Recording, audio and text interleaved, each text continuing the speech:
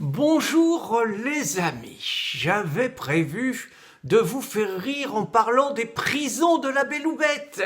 J'avais prévu évidemment de parler de l'évasion de Radouane Faï, de l'homme le plus surveillé de France qui avait tué une policière et qui s'était sauvé en hélicoptère, de la salle de musculation d'Abdeslam, terroriste au Bataclan, du prochain départ, de la prochaine libération de 500 djihadistes et naturellement de ce que les mal élevés appellent les prisons bésodromes, en fait des cellules de quartier familial dont on a appris l'existence à travers l'agression du djihadiste contre deux gardiens de prison en compagnie de sa future épouse. Mais la catastrophe qui a frappé la France hier soir à 23h m'oblige à changer mon fusil d'épaule.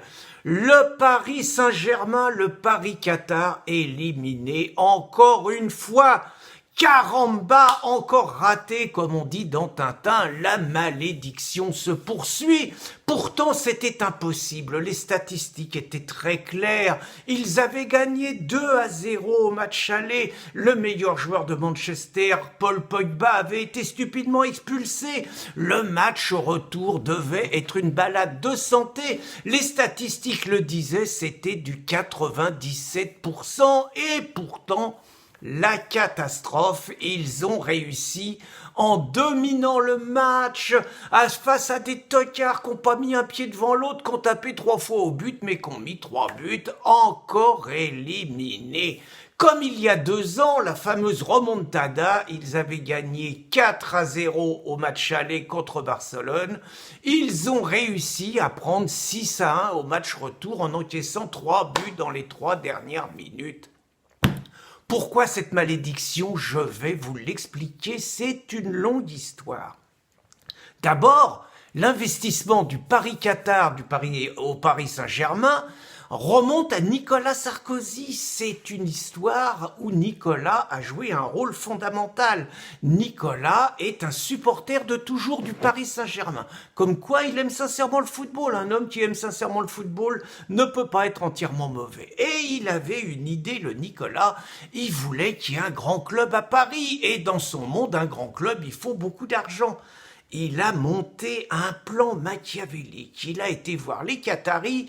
Il leur a dit « T'y mets de l'argent à Paris Saint-Germain, moi je magouille pour que t'aies la Coupe du Monde en 2022 et je te donne une chaîne de télévision Al Jazeera, mais là pas Al Jazeera, c'est une chaîne spécialement sur le football qui fera concurrence à Canal+, et qui va couler Canal+. » Tout le monde l'a dit top là, c'est parti, et les Qataris ont mis depuis 2011 près de 2 milliards dans ce club.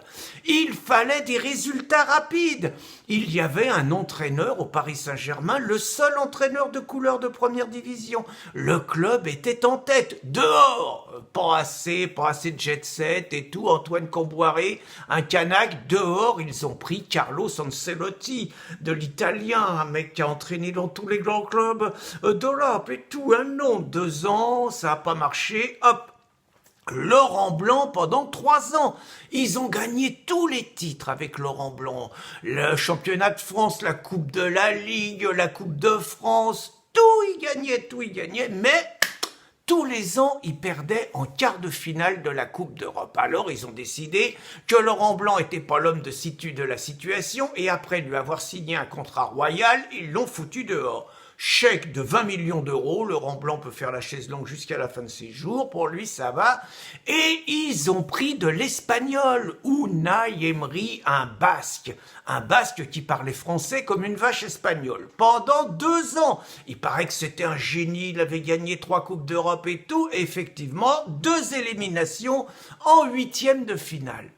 Dehors Unai Emery, et là ils ont pris du solide, du teuton, un nommé Tuchel, ça se prononce Tuchel, donc lui c'était du sérieux, il avait bien appris le français, il nous faisait des trucs fabuleux, avec lui ça y est, on allait gagner la Coupe d'Europe, et donc le 2-0 à l'aller, c'était vraiment la méthode Tuchel, et tout c'était gagné, et patatras à la trappe, encore éliminé en 8e. Donc tout le monde se gratte la tête, mais quelle est cette malédiction? C'est pas juste. Le club met plein d'argent, l'argent en principe on achète tout et on n'arrive pas à gagner la Coupe d'Europe. Eh bien, je vais vous donner l'explication. C'est la malédiction d'Allah qui frappe le Paris Saint-Germain. Et je vais vous expliquer pourquoi. Allah n'est pas content. Il s'en fout, Allah, qu'il y ait que 2 Français, que dans l'équipe, il y ait de l'Italien, il y ait du Brésilien, il y ait de l'Argentin, il y ait de l'Uruguayen, il y ait de l'Allemand, il y ait de l'Espagnol. Bref, il y a 2 Français, par ailleurs les 2 seuls joueurs de couleur.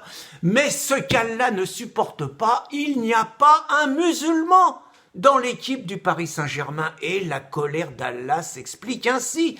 Il y en avait un, Hatem Ben Arfa, ils l'ont pris il y a 2 ans, il a foutu le bordel, ils l'ont jamais fait jouer, ils l'ont jeté comme un malpropre. Ils ont maltraité les joueurs de football musulmans et Allah ne pardonne pas. Donc la seule façon pour le Paris Saint-Germain de gagner une coupe et de surmonter la colère d'Allah, il faut recruter des musulmans.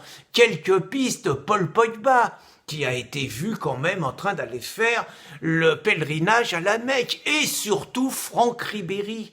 Franck Ribéry, la solution, Franck Ribéry, les prières avant le match et tout, lui, il va apaiser la colère d'Allah. Certains me diront qu'il a 35 ans, mais le Paris Saint-Germain a bien pris dans les buts Gigi Buffon qui a 41 ans.